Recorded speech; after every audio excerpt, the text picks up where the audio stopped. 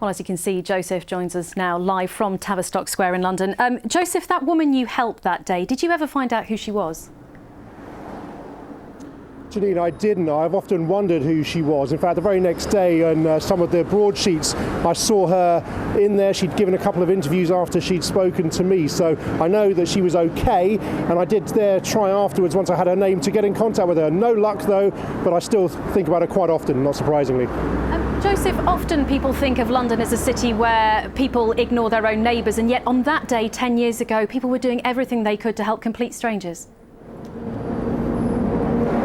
Absolutely. I mean, Janine, I lived in London for 5 years myself, and I have to say, if I'm being completely honest, I found it very impersonal and very unfriendly. On that day 10 years ago, it was the polar opposite. People were helping each other. The cliches of it was like the Second World War were really coming to the front that day. People couldn't do enough to rally around and support each other. And it's been like that again today. People have been smiling, they've been remembering and paying their respects, but they've also been taking the time to talk to each other, to shake hands and exchange their memories and just generally show a support that I saw exactly 10 years ago today.